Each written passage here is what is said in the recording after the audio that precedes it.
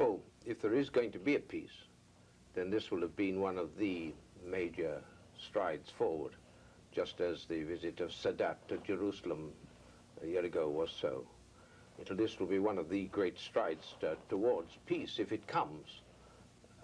I think it'd be a mistake to imagine that what happened, a great event, an historic event that we witnessed, that is the end, that is peace.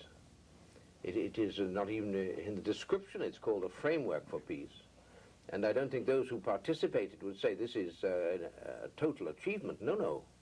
This is an attempt over a period of 2 weeks or more to find a way to go and to face up to all the problems that have to be faced up to. But those who participated would not claim that they had come to a conclusion. No, no. On the issues which are most furiously in dispute, there is in fact no conclusion.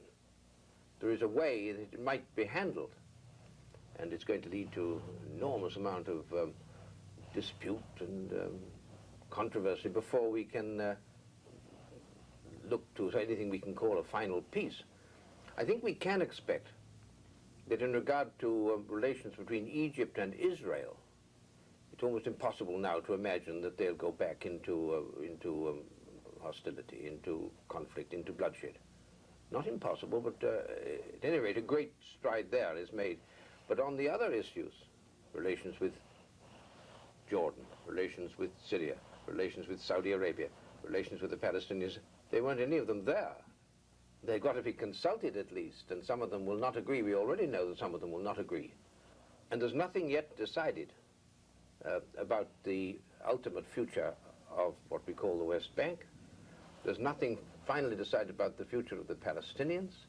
There's nothing even yet decided about the settlements on the West Bank, the Israeli settlements on the West Bank, which are fundamental to the whole question of dispute. So, all I'm saying is that with the very remarkable, courageous, admirable action taken by the President of the United States, with the reactions from Egypt and Israel, which are so encouraging, we mustn't get ourselves into the frame of mind to say that's all, that's it, we can all sit back and everything will be peaceful in future. No, no, we must continue to have our minds on this matter and to think about the right and wrong of the outstanding questions. And it's never going to be possible to get peace in the Middle East merely by getting Egypt to take a line. Jordan, Syria, the Palestinians, Saudi Arabia, they've all got to come together. The Soviet Union too. How does the rest of the world, from your travels, view the American role in this peace-making or this peace effort? Well, I think that at this today we can say that the world admires the readiness of your president to take such a courageous initiative. That I have no doubt about. I think that it may be somewhat dangerous for the United States to set itself up as the peacemaker, because peace in these modern days doesn't come from one country, however powerful. It comes from an international action or international agreement. I might just say that I think the happiest moment of my own in all this long, terrible story is when I looked round in the Security Council and I could see that Deputy Foreign Minister Kuznetsov was voting for the British resolution and withdrawing the Russian resolution, making it unanimous. That's the way you've got to go in the modern world. You've got to get agreement. You've got to work for agreement. So it isn't just a matter of three men spending a couple of weeks together and agreeing, even if they agree on everything. It is a matter of getting something which is acceptable, which is internationally supportable. On that same line, as a veteran of the United Nations and the Security Council, which you mentioned a moment ago, some people think that perhaps the effectiveness of the United Nations is waning. Is that true? Yes, I think that there's been a failure to make use of it. As I say, I always say there's nothing wrong with the United Nations except the members, that the instrument's all right. But there has been a failure to use it. by my country and your country, and I think both of our countries have a good deal of blame in this matter. In Southern Africa or in the Middle East, I think we have failed to use the United Nations. I think one of the somewhat dangerous things we can say about Camp David is that there was no international backing for what was done. I'd like to say this, too, that from my own experience, I was 10 years at the United Nations, it's no good waiting for the Security Council to act. Someone's got to take an initiative. Your president took an initiative. I admire that. But until it becomes international, it's not going to become binding. This is the argument I would like to put forward. And I'm sure he realizes that.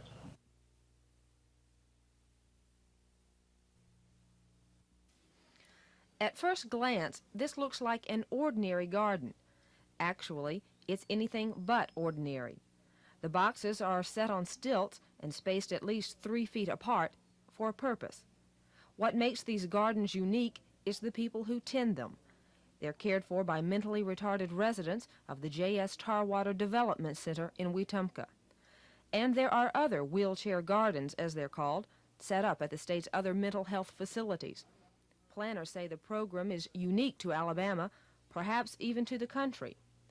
These gardens were built as the result of thoughtful planning by James Polk, a nationally known advocate of gardening.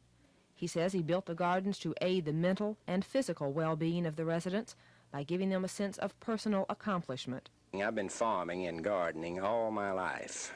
I was raised on a farm, and I've been in the vegetable plant business, and I've been gardening, and I decided about 3 years ago that I wanted to do something like this, that I wanted to promote a nationwide gardening program, not only for mental hospitals.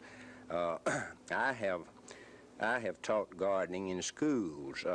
Some 5 or 6 years ago, my company donated vegetable plants to 500 schools in Alabama to teach gardening to kids.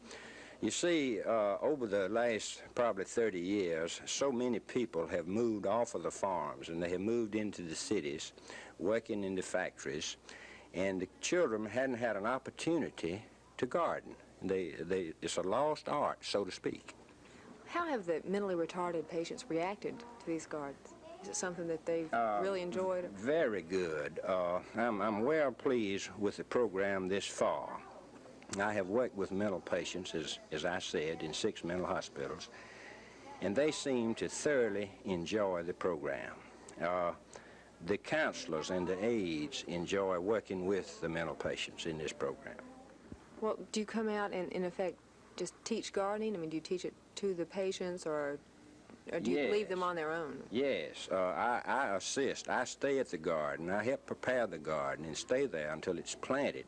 The counselors come out and the patients come out, and we all work together. We have a lot of counselors who like the program and who want to have a garden, but they tell me they don't know how to garden. So this is one of my jobs, to teach these counselors and aides how to garden. Polk sees this program as helpful not only to mentally retarded patients, but he hopes to establish wheelchair gardens in prisons and schools for other wheelchair victims. The director of Alabama's Department of Mental Health is pleased with the positive results of the gardens and sees more use for them in the future. I see it as a very innovative and appropriate way to bring things from the normal workaday world to our residents and our institutions. I think it gives them a break from the normalized training that they experience and programs they experience here, and a chance to diversify their efforts and to become more of what you would find in the normal family life of a community. Have you had positive feedback throughout the mental health system about this program? Yes, I have. I meet with my superintendent's directors monthly, and of course I went over this with them before we initiated the program, and I've checked with them monthly since then as to the reception that they thought the residents and their staff was according to the program, and they have all reported very positively on it for me. They tell me that it is well received and they think of great benefit in their institutions. So do you think this is something that you would follow up on in the future and try to expand on the program? I would certainly think so. As you heard Mr. Polk say, he hopes next spring to enlarge the program and go into more of our institutions, and I would certainly feel that we should enlarge upon the program and not only take it to the chair-bound here, but to even a larger segment of our population. I would recommend it to other people that have the administration of institutions under their control. Those working with the Wheelchair Garden program in Alabama hope this is just the beginning of a nationwide mental health gardening program. This is Glenda Webb, WSFA TV News, reporting for Alabama Illustrated.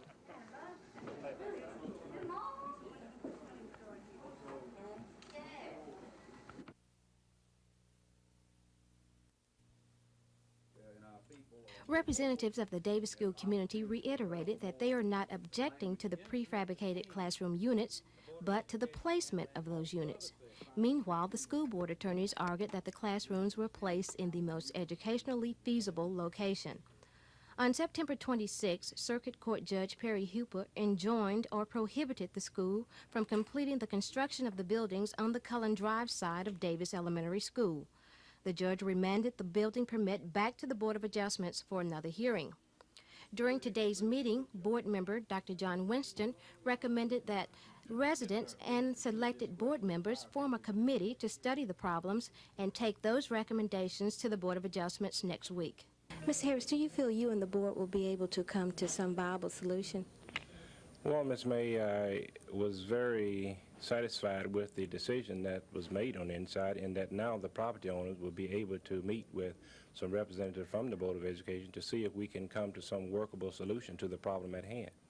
What is this matter about going back to federal court as it relates to Davis Elementary School and the building of permanent structures?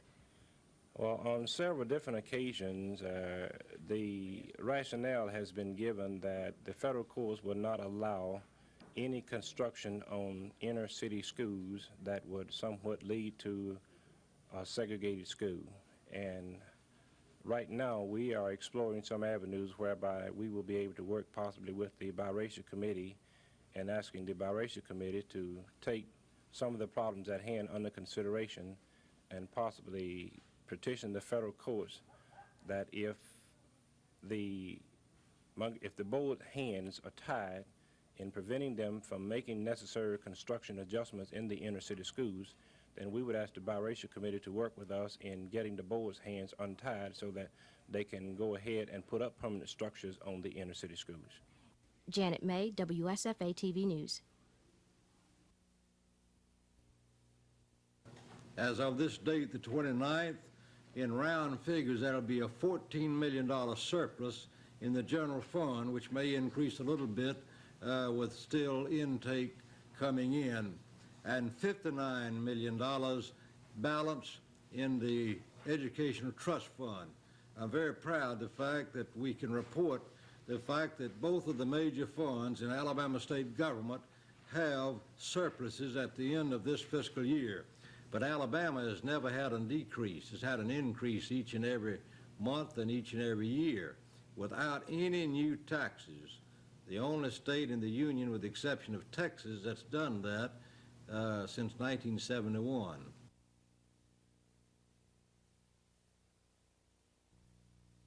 We're concerned because they're not qualified and they hadn't took the test in over a long period of time it takes to become a locomotive engineer. In 1955, during the L&N's long strike, we had this same problem, and the Public Service Commission put a stop to it. We think they have a precedent set back then where they didn't allow unqualified people to operate over our road crossings. Of course, you know that we've had a lot of wrecks lately and involving profane gas and hazardous materials and poison gas, one thing or another. So we are real concerned that some of it may be, especially here in the city of Montgomery. We've had them for all over the state, but here in Montgomery is where we're chiefly concerned right now.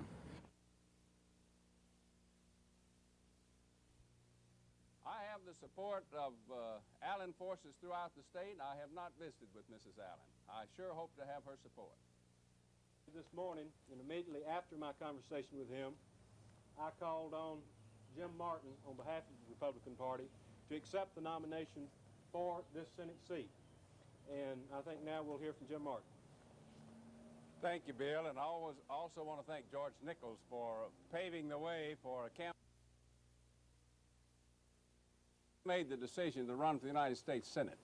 I made it on the basis of giving Alabama a conservative voice in line with that of my friend and longtime friend, Senator Jim Allen, who was my neighbor for 30 years. Now that Mrs. Allen had been defeated in the race that she sought, I looked at the races between Mr. Heflin and Mr. Stewart and came to the firm conclusion that if I'm to best represent the interests of all Alabamians, I need to run against Mr. Stewart and defeat him in the polls. He is a far more liberal opponent for me and a very difficult opponent, incidentally. But when I view Mr. Heflin, I can see that he feels that he is more in line with my philosophical thinking. I think the Democrats will be happy to have a Republican as senior senator because that Republican will represent the views of the majority of the Democrats of this state. Yes, I would be the senior senator, and I'm aware of that. But I think Democrats feel at home with that because they want me in that spot, and their encouragement caused me to seek and change this to this race.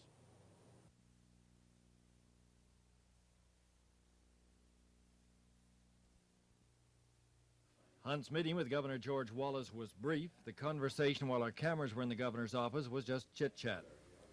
Later at a news conference on the steps of the state capitol, Hunt said the governor promised a smooth transition from the Wallace administration to the next governor. The 45-year-old Republican gubernatorial candidate called himself the working man's candidate. Hunt promised to cut the red tape for the small man to set up his own business and proposes a tax limitation, something that will require a constitutional amendment. As far as the working man of this state, the man who's toiling for his business, in his labor, and oftentimes working 2 jobs in order to make ends meet, I have proposed a tax limitation, a constitutional amendment to our Constitution or written into our new Constitution, which will place a tax limitation upon the amount of tax that the state can take from its people. In addition to that, I want to take the state employees, those that oftentimes, many of them are dedicated to this state, dedicated to work for this state, whether it's in the Forestry Commission or wherever it is. And I want us to again, return the dignity to working for the state government. I want to remove, because that we're going to do a better job, because state employees are going to do a better job. We're going to keep them up with the cost of living. We want the state employee again to have the recognition as a dedicated public servant, not just one that's interested in taking the state in, but one that's interested in working and doing a better job. Hunt said he feels confident that some of the voters who supported other candidates in the first Democratic primary and then fobbed James will swing to his side. He's hopeful that James supporters will keep their heads in the sand till November 8th, a day after the general election. George Mitchell, WSFA TV News, the state capitol. Incoming administration will not be fair toward blacks. It would dispel that. It would allow the members of the phrase, "It's time for a new beginning," will have its real meaning when I ascend to the position of Speaker Pro Tem of the Alabama House of Representatives. Although blacks have made many gains in recent years, I say to you that the longest road is still before us. Those who would sell for tokenism for our people should have their heads examined. Further, to enhance black goals, I am calling a statewide meeting of black leaders to be convened on Saturday, October 21st, 1978 at 10 o'clock a.m. in the chamber of the House of Representatives, state capital, Montgomery, Alabama.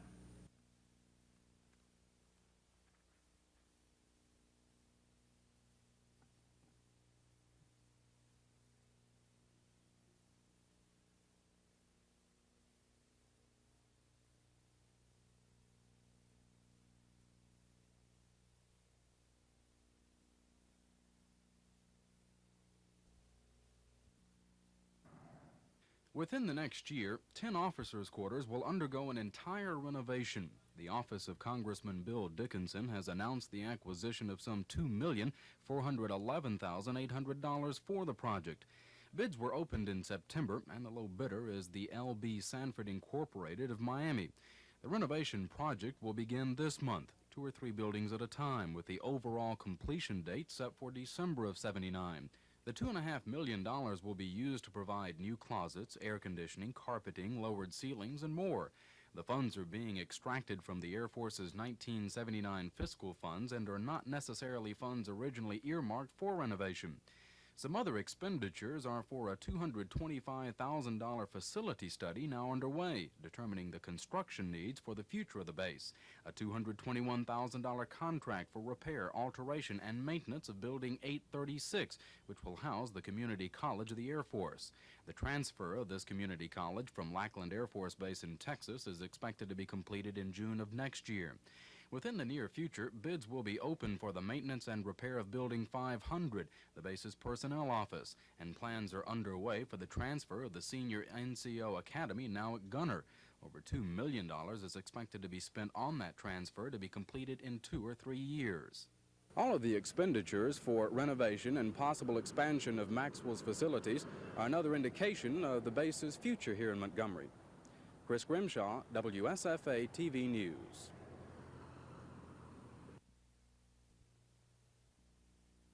VA Medical Center was constructed in 1939, but the improvements made on this building conformed to the 1978 Occupational Safety and Health Administration standards.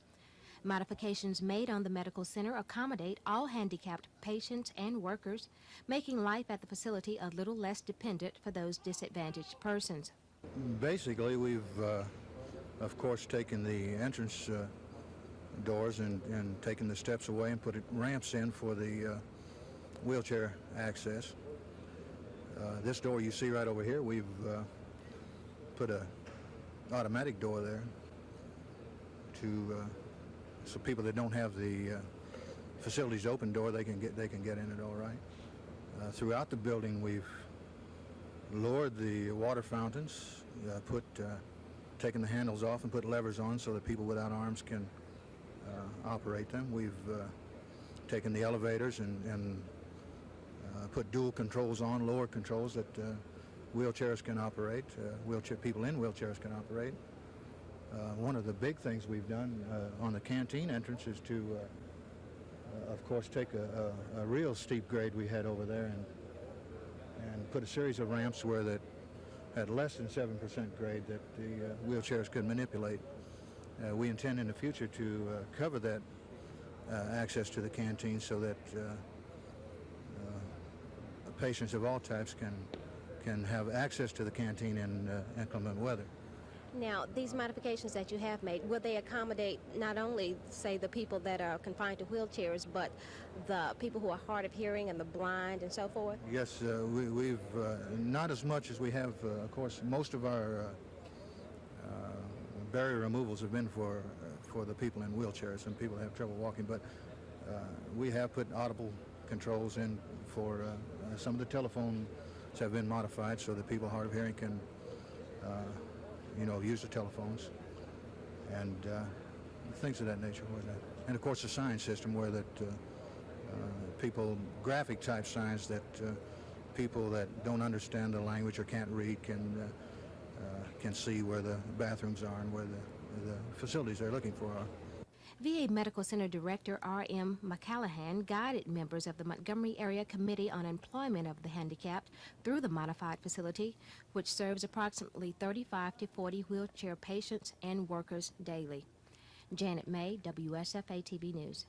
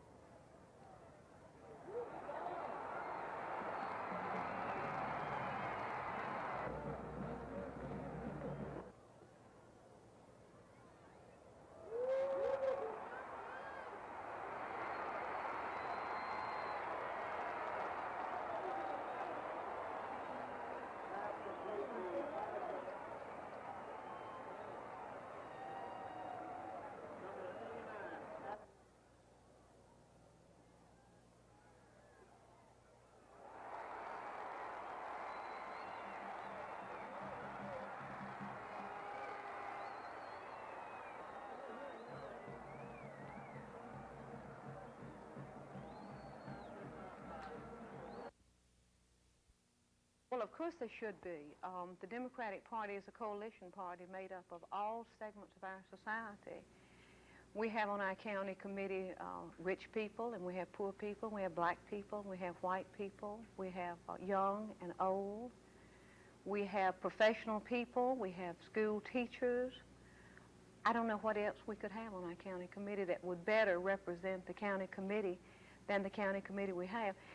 See, it was in June that any person in Montgomery County could qualify to run for the county committee, and a great many people did. I think more than half of our places did have at least one person in opposition to another one. So we have a very active qualifying election, and we have a very active county committee that's made up of all segments of our society. I don't know of any group that's left out. Would you say it's a liberal or a conservative gathering? I wouldn't say the one. I think, again, like the Democratic Party, is a coalition made up of all segments. It's made up of all segments. Do you think it's becoming too liberal, as some people have charged? Well, and then not some people. I think one person said that, and no, I do not think it's a liberal committee. I do not think it's a conservative committee. It's a coalition committee made up of all people in this county. Well, what do you think will happen with Dudley Perry, who is George Lewis Dale, chairman of the state party, has said that he will try to impose sanctions against Democrats who try to work for Republicans in the general election? I don't know. And the reason Okay. he says that Dudley Perry, as I understand it, says that he's going to work for Republicans is because the Democratic Party is becoming too liberal. Well, that's only Dudley Perry's opinion. I find it very difficult to believe that the Democratic Party is too liberal when we have terrific guy Fob James, who has in no way ever been described as a liberal, as the titular head of our party when he becomes a governor. The titular head of our party now is George Wallace, who is our governor. And I just can't believe that that's an accurate charge at all. Is Dudley Perry breaking rules by supporting party rules by supporting the Well, first of all, I don't know Dudley Perry. I know that he ran for Attorney General, and I understood from the paper that he ran last in his race. I did not even know that because I said I don't know him. I only know that when Dudley Perry qualified to run, as it was true of any candidate, including myself, when I qualified to run for the county committee and when I qualified to run as delegate to the National Party Conference, I signed a pledge that I would support the nominees of the Democratic primary. I signed that, and I assume Dudley Perry did too. Danley Field began operations in 1942 under military control. The original airport consisted of 3 4,000-foot runways situated on 575 acres of land. In 1945, Danley returned to the control of the city of Montgomery. The following year saw the extension of the main east-west runway from 4 to 9,000 feet. More recently, the airport authority has been working to strengthen the runways and build more commercial operating space. Airport Director Ken Muse says the current project has been underway less than a year. On the 15th of March, we started a $2.6 million construction program, which involved the construction of a new air carrier ramp here at the terminal building for use by Eastern Airlines. It involved the strengthening of the runway ends with as much as 15 to 18 inches of asphalt overlay, allowed for the strengthening of certain portions of the taxiway. Ken, you mentioned that the runways are being strengthened. Will this enable the Danley Field to take any of the larger aircraft or differently designed aircraft in the future? That's right. We can take any airplane that's in the airline's inventory now, either airlines or military. The toughest airplane on a runway is the 727, which has been flying in and out of here for the last year or so. In fact, that's what tore up everything to the point that we had to go ahead and spend this $2.6 million. And the reason that the 727 is the toughest airplane on airfields is because of what we call the footprint. There is so much pressure per square inch of the tire, the surface of the tire on the ground. With a 727, you've got 150,000 pounds spread on 4 wheels, where with a 747, you've got 400,000 pounds spread on 18 wheels. So therefore, a 727, we call it the flying ditch digger. Muse says it takes about $770,000 a year to run the airport. He explained that this goes for salaries and upkeep. According to Muse, capital improvements have averaged about $750,000 each year for the last several years. Montgomery's Danley Field is doing well in other areas. The recent release of the year-end report of the Montgomery Airport Authority shows a net gain in the last fiscal year of over $100,000. Dennis Latham, WSFA TV News.